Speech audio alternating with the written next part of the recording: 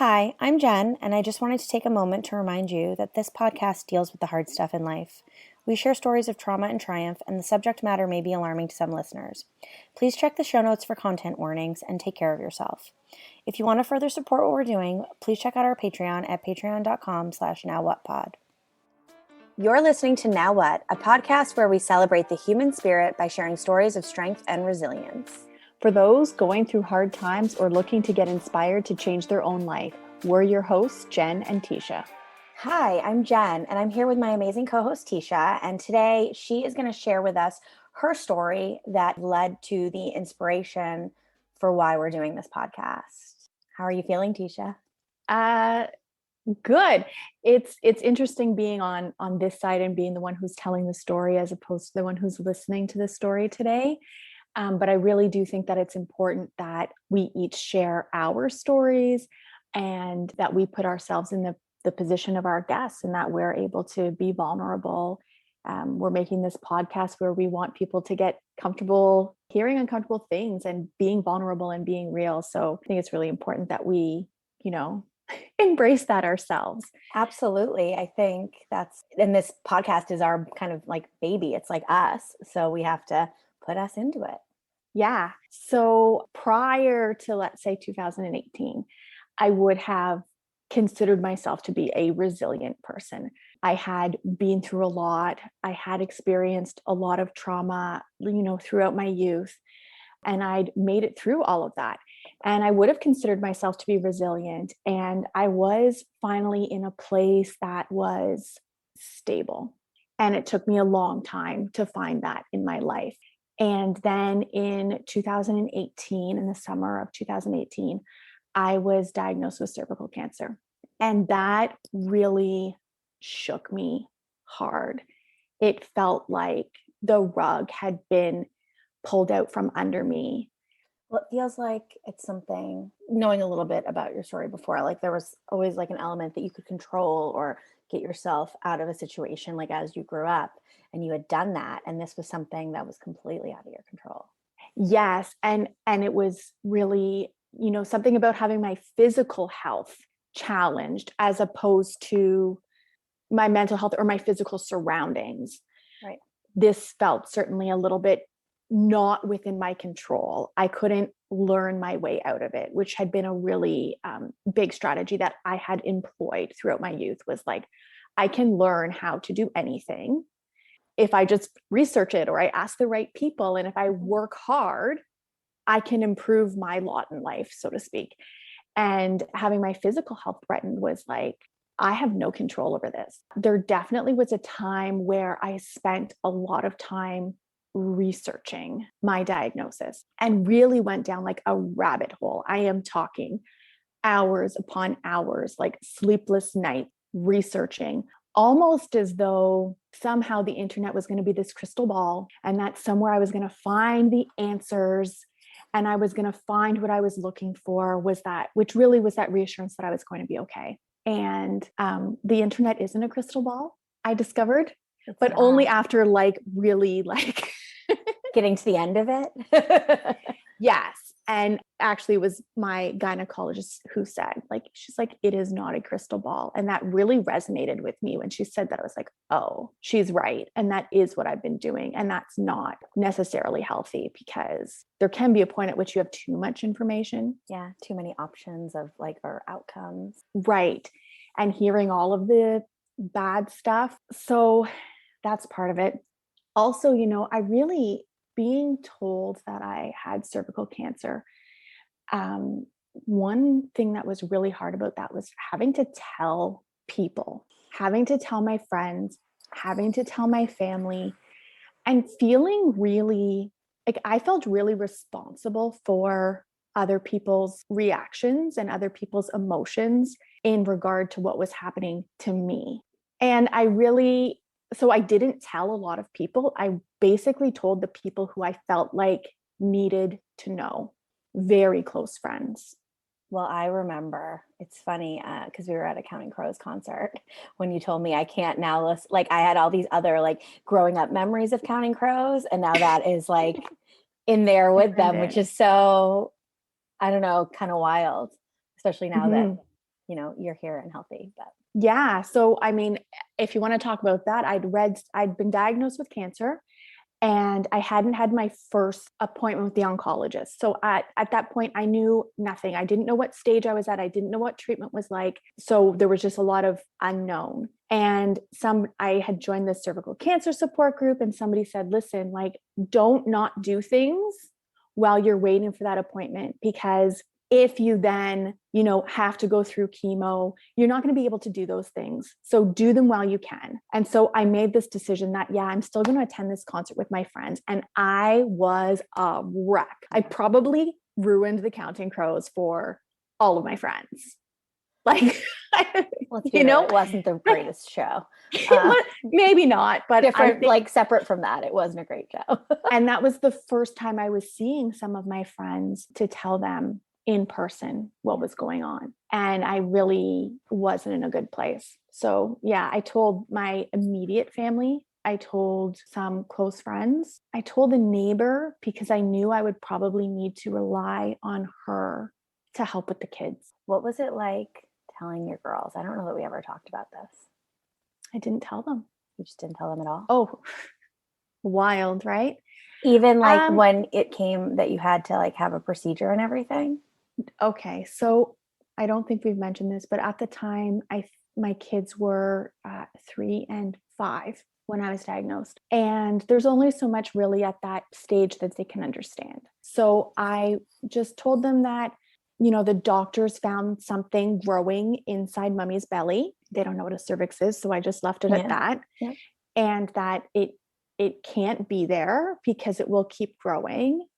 And that I had some appointments with the doctors, and the doctors were going to try and decide what they needed to do. And that either mommy was going to have surgery, or they were going to have to give mommy really strong medicine, or maybe both. And it would be 3 months before I had the answer for what my actual treatment was going to look like, because, they had to just do procedure ABCD.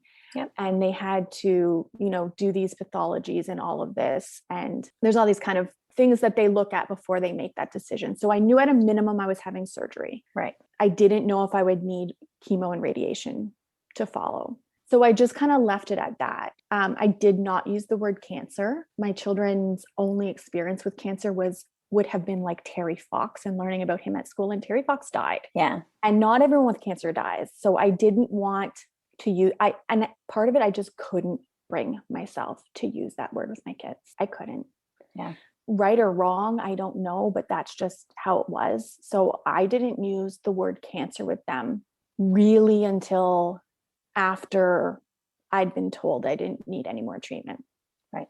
And part of that goes back to really I felt such a sense of ownership over other people's responses. And so, as I said, I didn't tell a lot of people. I told some close friends and some close family members, and I just really tried to stay positive, right? I didn't want to burden people. I didn't want anybody fussing over me. I definitely didn't post anything on social media about it. And I really just wanted to kind of keep up appearances and stay positive. I'd really never known anyone with cancer. And what I did know, or what I did hear, was this kind of narrative that she stayed positive and she never gave up, and, she always had hope and she fought to the end. And I felt like I had to do that. I had to just stay positive. I didn't want to. So as few people who knew, even fewer people knew I was scared. And nobody knew how scared I was. I did not communicate that with anybody, partly because I felt like I couldn't. I felt like if I let on that I'm scared, then other people are going to be scared. And I don't want that. What an impossible thing to keep inside. Right. And even saying it now, I realize that I'm not responsible for other people's feelings. No. But because I was the one who had cancer, I felt like I was the one who was bringing this burden on other people. I think also, again, I do think it speaks to the type of person that you are, just how caring and empathetic and all the things that I think are your superpowers, contribute to that. But I think also because generally people don't know how to respond to something like that, it's almost put upon you as well. Like, you know, when someone's like, oh, I'm so sorry. And they seem really sad when you share, like, again, kind of referring back to my own experience, like your news or whatever, or they see you for the first time after finding out, you know, this horrible thing that is going on or has happened to you. It's hard to not feel that responsibility. Right. Because I definitely sometimes felt like people wanted me to reassure them. They wanted me to say, I'm going to be okay.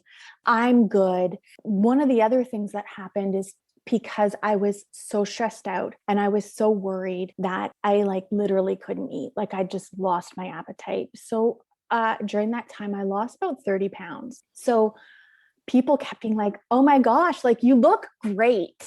Mm-hmm. And partly I think that made them feel better to see me looking like I was healthy. But every time someone told me I looked great, I'm like, yeah, because I can't eat, because I'm sick, because I'm not well. And I'm scared. And I'm scared. And I was really scared. And my mind went to like really dark places that I didn't want to share with people. And like even now, just thinking about how like dark some of my thoughts were, I'm tearing up a bit. I definitely had thoughts like, well, if I'm going to go through chemo and I'm going to be really sick and my family has to watch that and I don't make it, like maybe it's better if I just kill myself. And like what would my method be? And not that I was suicidal, because I wasn't thinking about killing myself at that point. Mm-hmm. But I definitely was thinking, if I'm terminally ill, how do I want to go? What am I Maybe I'm going to take matters into my own hands. Maybe I don't want my kids to have that be the memory of me. And I thought about things like, well, what kind of woman would I want my husband to remarry? What's she going to be like so that I can tell him? Like, that is messed up. Like, here I am happily married, thinking about who I'd rather him marry.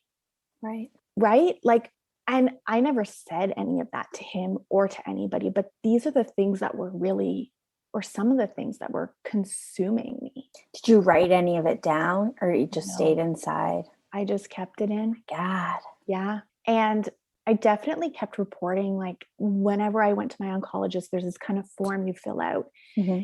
And they ask you a lot of questions that really are linked to your mental health. So they ask you things about like anxiety, yep, your attitude towards your overall well-being. They asked questions about, you know, your sleep, your loss of appetite, all of those things. And I kept reporting it, mm-hmm. and it was never addressed.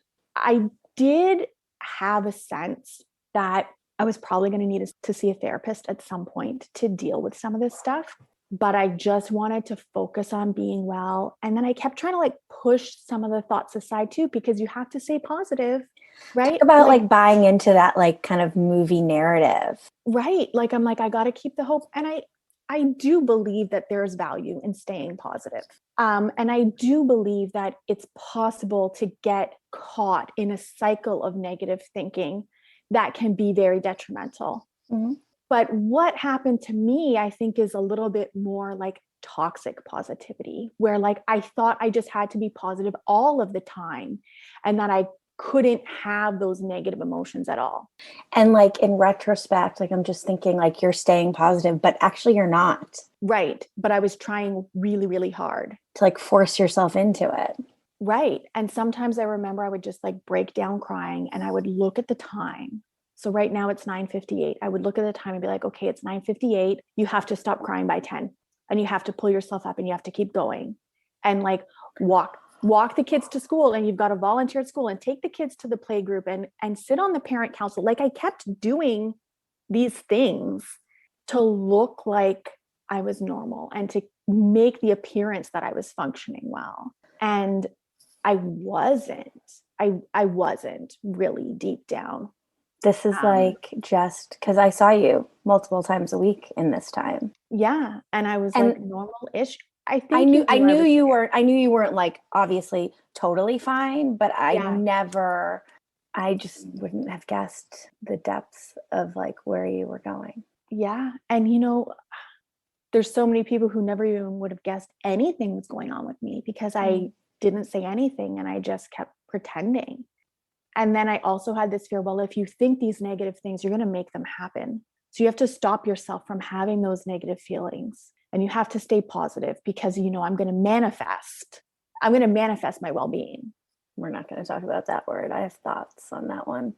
Well, exactly. So do I. And that's why I'm saying it in sort of a facetious way. But I did feel like I couldn't allow myself to have those feelings, but they kept creeping up.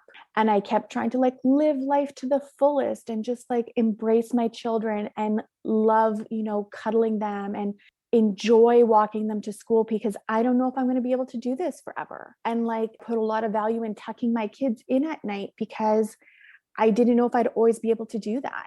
And while I was trying so hard to just savor every moment, my mind was drifting to other places. And I was trying so hard just to stay present. I remember like watching movies with the kids and like trying to be with them and having a family movie night and like not watching the movie at all. Right. And just thinking about the cancer and just wondering about what was happening. And I had a lot of tests and a lot of procedures, as this is what happens when people have cancer. Yeah. But it was like, okay, so we're going to send you for an MRI. That's going to be in about 2 weeks. And then we'll have the results of that in about 2 weeks. And then, we need to do this other procedure because, the MRI is showing this. So we need more data before it just kept going. So I was constantly worried about the next test, the next procedure, the next results. Mm-hmm. And I was just trying to get through that in the best way that I could.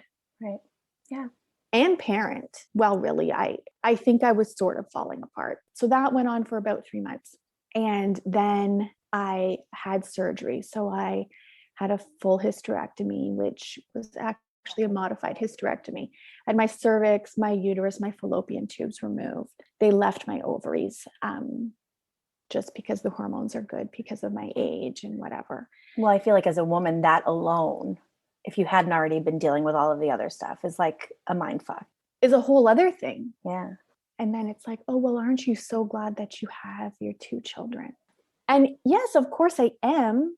And I don't even know if I was going to have more. It wasn't necessarily a plan, but I would have welcomed more. And you had the option to. And I had the option. It would have been my choice as opposed to having that choice removed from me. So yeah, there's lots of emotions wrapped up in that as well. And I really was focused on having this moment where I was going to go to the doctors and they were going to be like, you're good. And like celebrating. And it was going to be amazing, right? Yeah. Like the most elated I'd ever been. And that moment came for me where they'd completed surgery and they'd done the pathology and they're like, hey, good news. We got it all. There's no indication that it has spread into like your lymph nodes or anything. You don't need chemo radiation. Like you're good. We're going to follow you closely. And I remember sitting there thinking, what is wrong with me? Because I was almost numb. It was not this like weight off your shoulders. It was not this weight off my shoulders. It was not at all what I thought it was going to be. I did take pleasure in telling people the good news, right? Like that felt good to have that burden off of me because as I said, you were carrying that. I was carrying that. So that felt good. And then life went on. People weren't worried about me anymore. People weren't really offering to, take the kids or send us meals, And then that's when I really fell apart. It's like you felt safe to like let yourself. Yeah. So certainly in part, like some of it was like all of those feelings that I hadn't allowed myself to feel, that I hadn't really dealt with and I'd been trying to suppress, came back. Right. I also had this really strong fear that they'd missed something, that they were wrong. I feel like that's probably normal. So that even though they're like, nope, we got it all, you're good, very low chance of recurrence. I'm like, very low isn't none. Yeah. I don't trust that. I had such a hard time trusting that. The number of times I went like back to the doctor. It didn't help that I also had like one of the signs of recurrence would be pelvic pain. and I had pelvic pain. So, right. So, and part of that was like, I ended up doing physiotherapy, like pelvic floor physiotherapy for close to a year following the surgery, because I had like nerve problems, in part from the physical trauma of having had all of these procedures and having had a hysterectomy. Yeah. And in part because of the psychological trauma. Yeah. Because I haven't really touched on this, but like cervical cancer is like in kind of a private part of your body. So you got all these people up in there, more than just a these, regular exam. Yeah. And like, not that the doctors are doing anything wrong, but still, but it felt so invasive. Yeah, I can't even imagine. My first appointment, I was diagnosed by my gynecologist, and then I was referred to a gynecological oncologist at a teaching hospital. And my first appointment at the hospital, there were 5 doctors in the room, all of whom want to look, want to learn. Like it felt horrible, truthfully. And like and as I said, it's not that they were doing anything wrong, but like I did not expect it. Okay. I did not expect it at all. So I thought there'd be like probably 2 doctors, like an oncologist and a radiologist. That's what I expected. But then there were 3 other people in the room. I was like, what is this? Like, whoa. And you probably didn't even think in that moment to say, like, I'm not comfortable with this. Not at all. Not at all. Because they're the doctor. Like, it just they're the doctors. This is the hospital, and I just have to do what. Well, and you were in your own place, yeah, your own headspace, where I'm sure. Yeah. So I definitely had like physical and emotional trauma that was, of course, really causing the pain that I was experiencing. But then because I had the pain, that also looped into me constantly thinking that something was still wrong, right? If that makes sense. Absolutely. So it was like end of November when they told me that there was no evidence of disease. And by January, I was a disaster. You like forced yourself through Christmas. And yeah, maybe I was it's a blur, truthfully. Some of it's a blur. Yeah. I would later be diagnosed with PTSD. And some of the things I guess I was experiencing at that time was just like, I was having flashbacks all the time of the very first time I was told I had cancer. And it was like vivid detail. I could see like the minute like lip movements of the doctor saying, so it looks like cancer. And it's invasive. It's not just like it comes when you want it to, right? Yeah. Like, and I was having nightmares. I had difficulty falling asleep, but then when I did fall asleep, I was having bad dreams. I started having panic attacks. I started like forgetting things. Like I just couldn't organize my thoughts. I couldn't organize my time or my day. I would have like bouts where I was really angry and I would like throw things and scream. You would?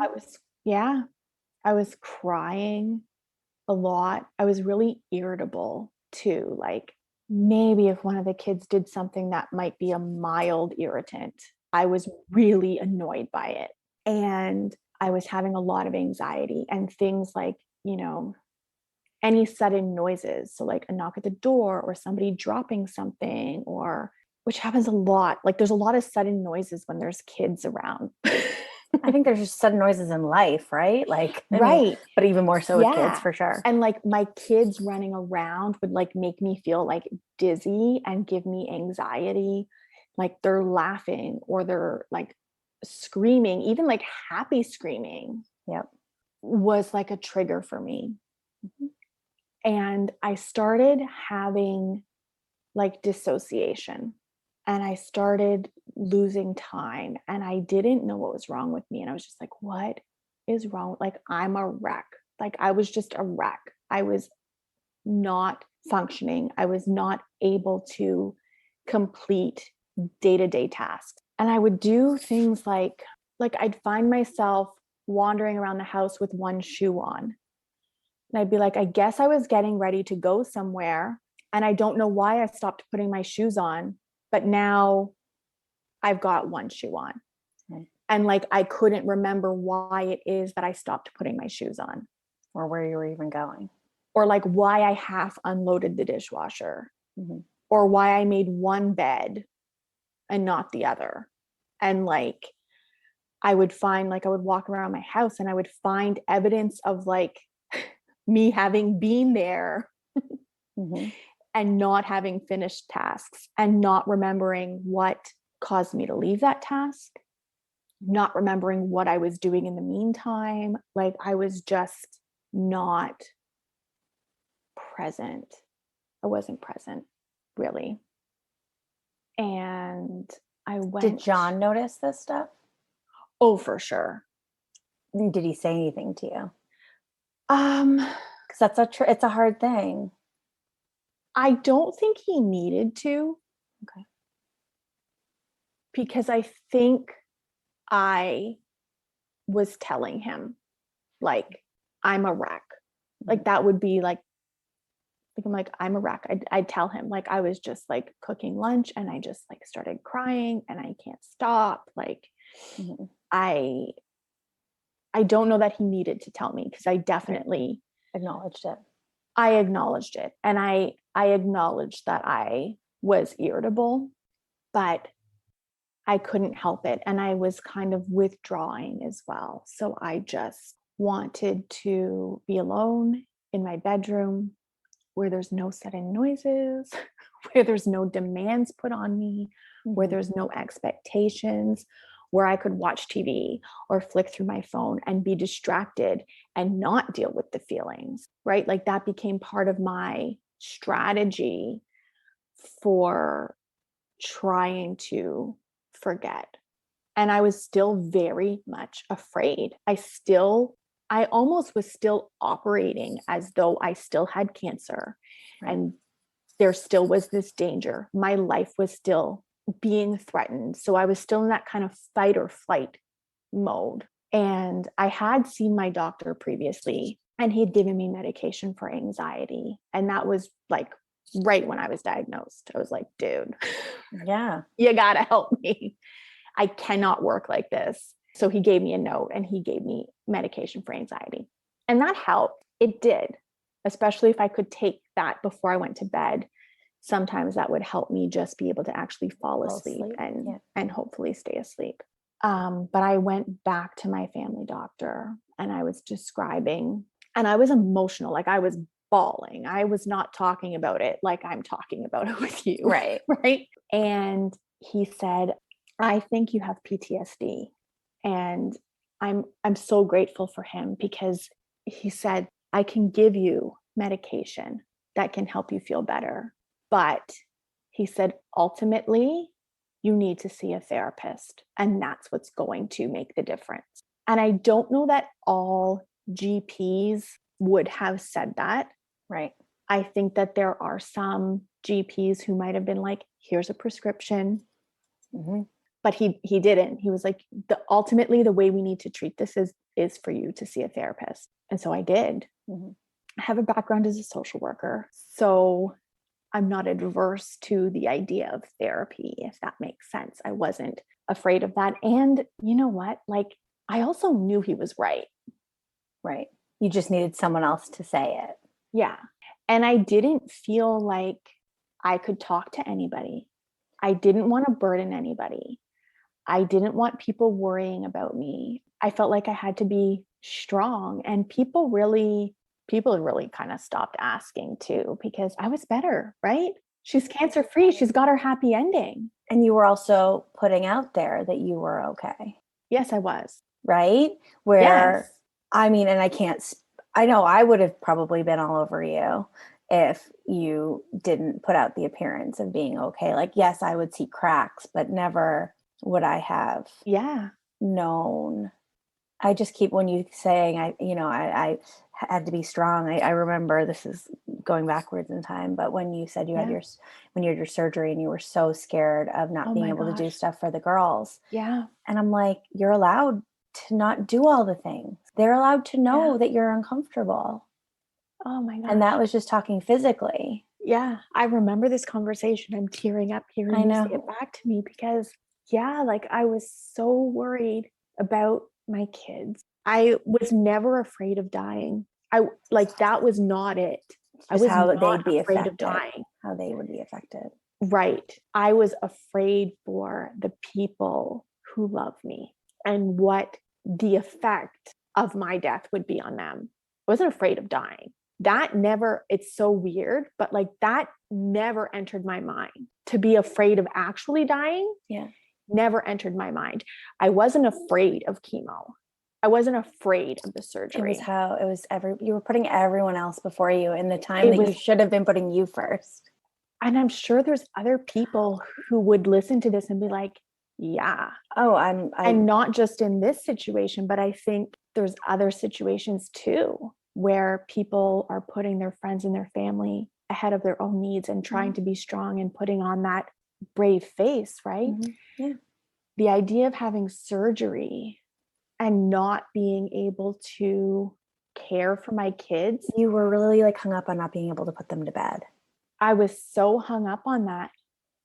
I really was. I really didn't want them to see me, not me. And I was really worried about the way that was going to affect them and what their emotions would be. And like, I worried a lot about my husband too, who he was suffering as well. Like, let's be real. His wife was diagnosed with cancer. He had 2 little girls. Like, that must have been pretty scary. Right? I honestly, after you told me, I was like, how is John? Like, yeah. And I was so falling apart that he really had to step up and keep it together. So, especially after I was cleared, because then people disappeared. And I'm not saying disappeared, people still cared, but they had their happy ending. Well, yeah, you were okay and you were putting out this impression that you were okay. So why would anybody like keep checking in and making sure you're okay? You appear to be okay and you actually have been diagnosed as being okay. Right. So how did you go from that to where you are now, where you are able to talk about it, to therapy? What I would say made a huge difference. Okay. So I would say probably the first 3 appointments with my therapist, maybe the first 2. And I remember clearly the first one, I literally sat there and cried the whole hour. I don't even think I got my story out, if that makes sense. Like, obviously I talked a little bit, but I just cried. Probably just being in that safe space. It was the safe space, right? Like I could let my guard down because my fear about the cancer coming back wasn't going to really impact her. And part of it, like, I didn't want people to know I was afraid because they weren't worrying anymore. And I didn't want them to worry anymore. I wanted the people that I love to be able to move on, if that makes sense. I didn't want to put it out there that I was still scared. I also kept thinking, if you're scared, it's going to come back. Like, this is like this rhetoric that I think is sort of prevalent in society. And I really think that I fell victim to it in some ways, that if I think positive things will happen. If I think negative things will happen. And so I have to be positive all the time and like try to shut these feelings down. So then I'm like, okay, now I'm worrying about cancer all the time. And the more I worry about cancer, the more likely it is that it's going to come back. So I have to stop worrying about the cancer, which makes me worry about the cancer. And it was just like this cyclical worrying about the fact that I'm worrying, instead of I couldn't just say, I'm worried and scared that the cancer is going to come back, and that's okay. And I can be scared, and that's normal. And I could still be positive, and I can still have positive emotions and also be scared. I didn't think I could do both. Right. I thought my boy's therapist ever told us was that your emotions are like the weather. It can be raining and sunny at the same time. Yeah. Or they're always changing. Definitely seeing a therapist helped. And then, I don't know, like at some point I started letting out little snippets of how I was feeling. And I started, sort of saying things like, I was given the all clear, but sometimes I still worry about it. And people were like, well, yeah, of course, that's probably normal. Most people who are given the all clear from cancer still probably worry that it might come back. Yeah. So having people, when I finally did kind of start opening up a little bit, and people were empathetic and people validating those feelings and not making me feel like I was nuts and not brushing it aside, like people not being like, oh yeah, no, you shouldn't worry about that. Right. And the more I started talking about it, the more empathy I found made it easier. Yeah. And definitely, my therapist was the first person who kind of did that for me. Yeah. Right. But then that kind of opened up the doors, and I kind of like put a lot of emotional burden on her. Like I went in and I let it out, and I admitted to these fears and these thoughts that I was having. And, I admitted to having the flashbacks, and my husband knew some of it. Mm-hmm. Like he knew that I wasn't sleeping. He knew I was having nightmares. He knew I was crying and irritable. I mean, it's not. You can only hide so much from You someone. can only like hide so much, Yeah. right? And then I remember like researching about post-traumatic stress disorder and somehow coming across something called post-traumatic growth, which was not anything I'd ever heard about. And it's not something I want to pretend to be an expert about. But I remember seeing that and I went, that's going to be me. It like gave you hope. It gave you something. It gave me hope. I was like, that's going to be me. And I made up my mind that I was going to make that happen.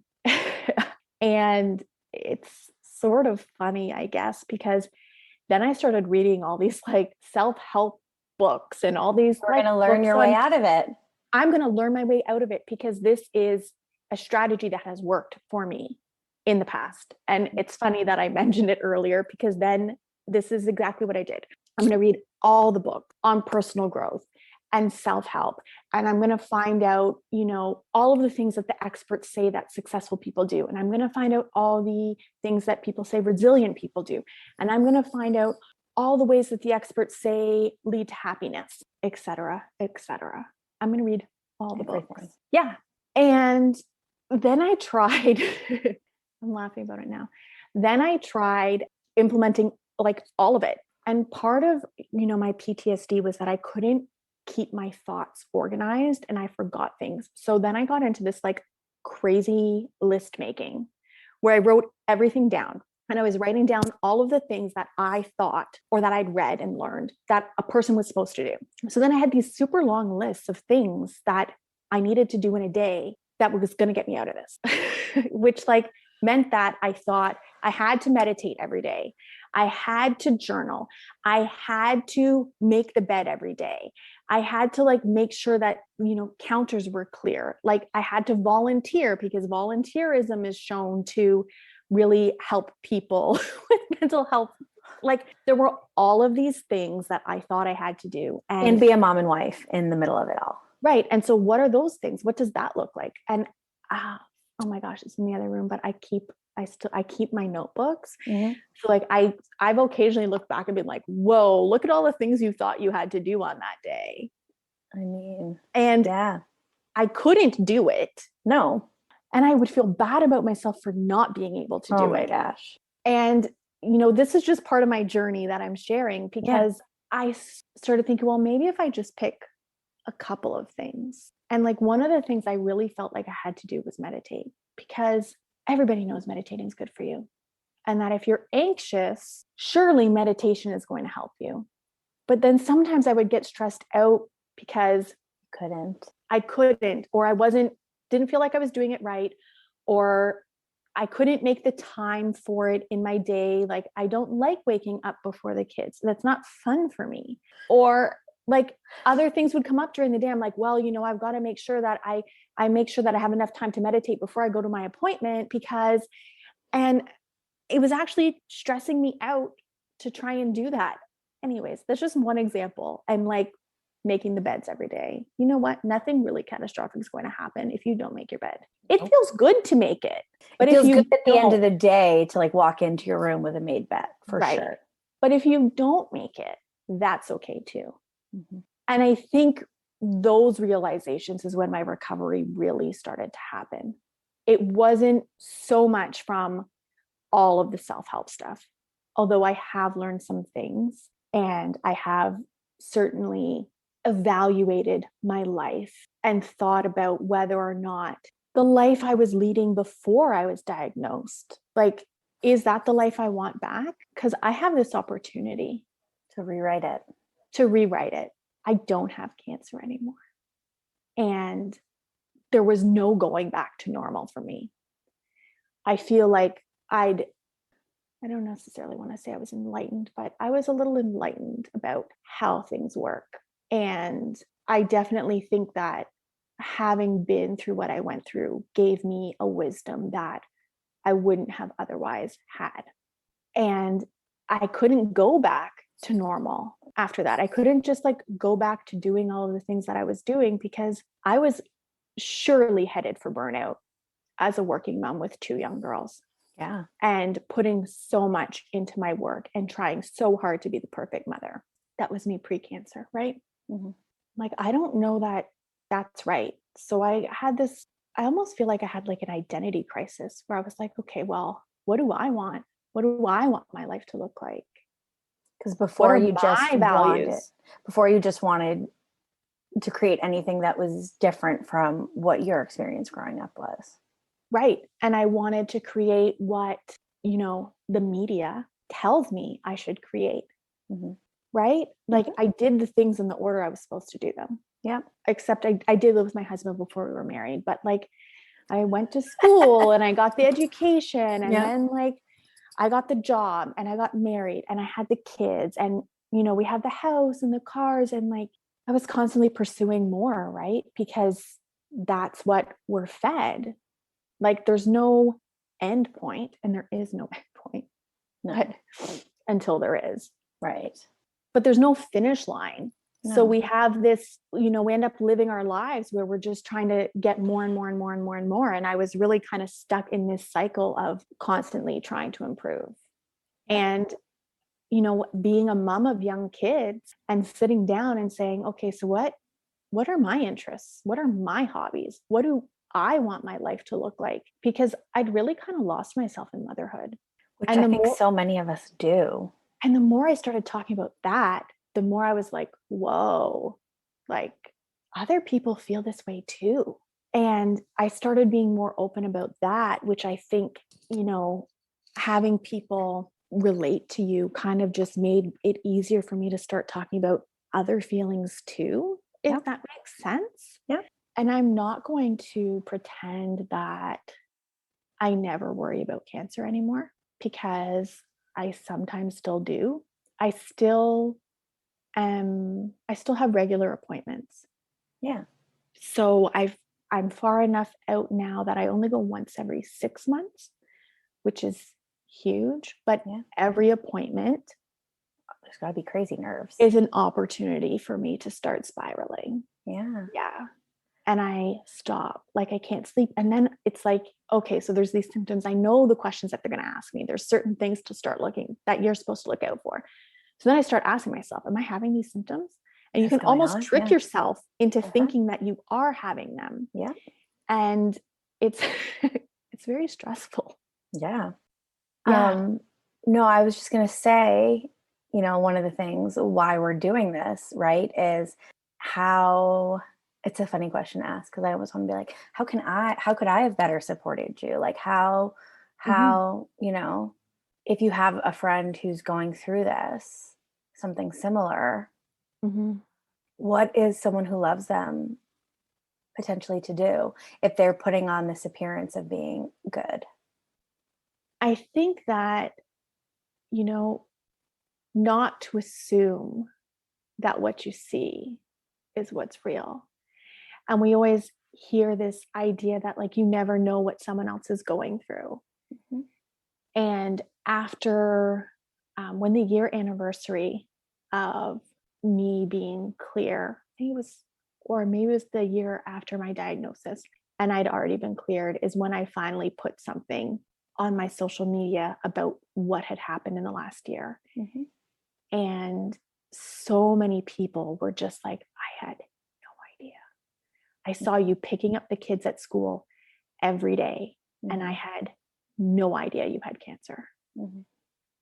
So people can be really good at hiding it. Apparently I was really good at it. Yeah. And, we almost can make ourselves feel better if we think that the person looks like they're doing well. Then that absolves us of having to reach out to them. Well, it's like a check. Okay, they're good. Like, don't need to. Right. And I guess maybe, don't be so quick to assume that people are okay if you do know, because a lot of people do know that I had cancer. Right. But after I was cleared, That's when the work actually happened.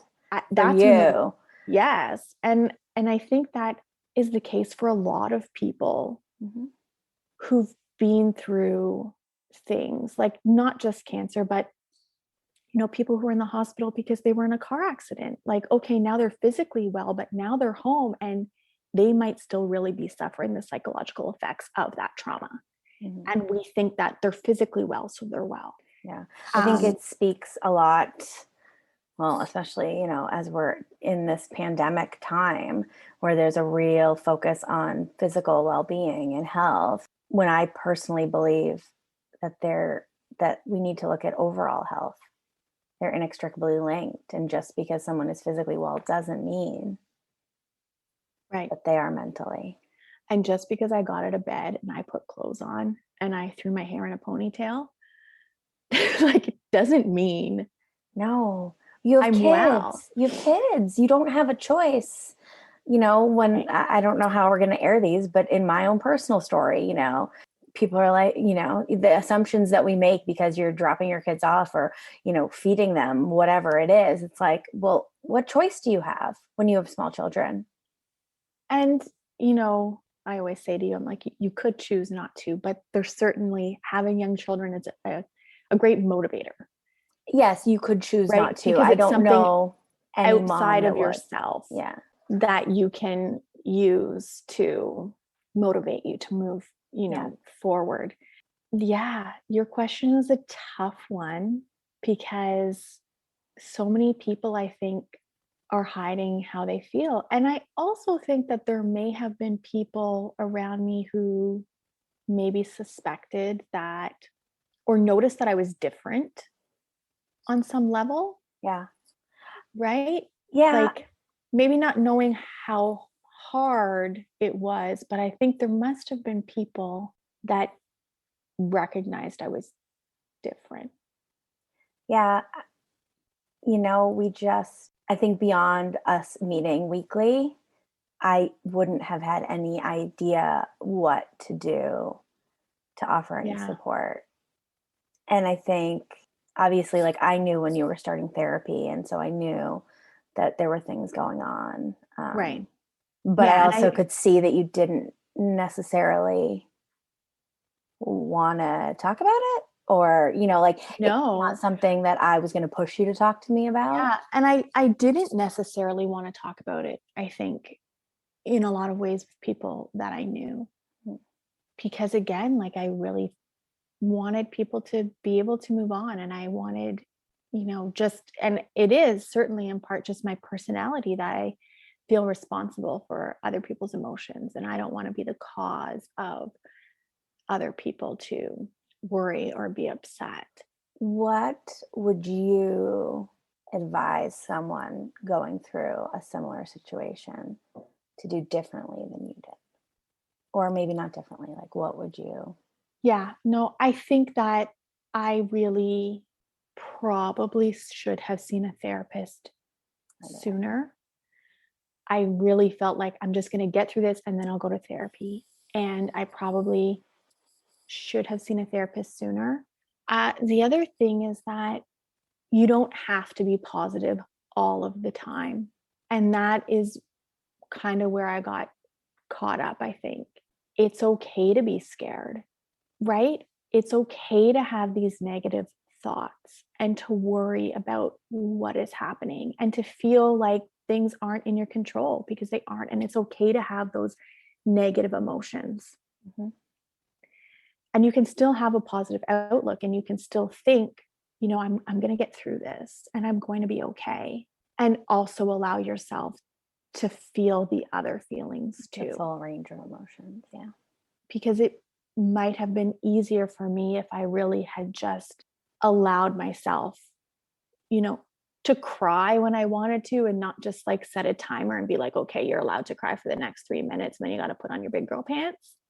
I remember you telling me that when I was struggling one day. And I told you, don't do it. I was like, yeah, that's never going to happen. I was like, this is what I did. And I'm not saying you should do it, by the way. Yeah, no. And I was like, and I think I said, I was like, well, I never would anyway, but that sounds, that's unfathomable to me.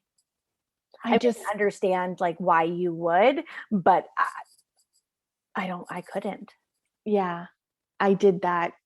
I mean, it's fairly often. It's crazy what we do when we think we have to, and it was don't know what else to do. And it was a coping strategy for me, because I also had this fear that if I start crying, I'm never going to stop. Mm-hmm. And I do still have to parent. Mm-hmm. Mm-hmm. And so I guess, yeah, for somebody going through that, I think like that's probably the best advice I could give, is like, don't be afraid of having those big feelings, and to know that those big feelings and the fear is normal, and that other people think those things as well in that situation. I feel like you have enough to be scared of. Why waste those fears on being scared of how other people are going? I mean, it's easier said than done, obviously, but how other people are going to, react to your feelings, right? Yeah. I think what we learn in going through anything traumatic or hard is the people who love you regardless, and them struggling with what you're like, because you're struggling, just shows how much they love you, and it shows you who is really there for you in your corner. Right. And I definitely, I don't know, I remember thinking like, I'm really important to a small group of people. Like you are. I think it's bigger than you suspect, but right. And I was like, I have to be well, and I have to get through this, because I'm really important to some people. And I don't want to feel this way. Like when I was going through the PTSD, I was like, I need to get better, and I want to get better, and I want to live a fulfilling life. And I might not be the most important person in the world. Like that was some of my thinking, like, I'm not the most important person in the world, but I am really important to some people. And my well-being is connected to theirs.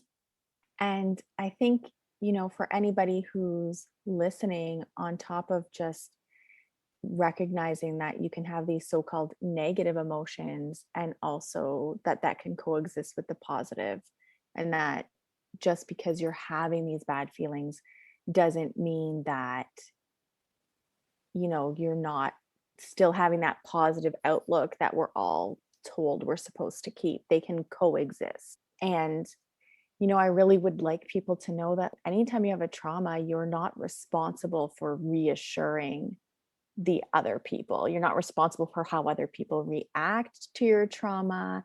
It's not your responsibility to take care of them or to reassure them. So often people will say, "Oh, I'm so sorry." And we say, "It's okay."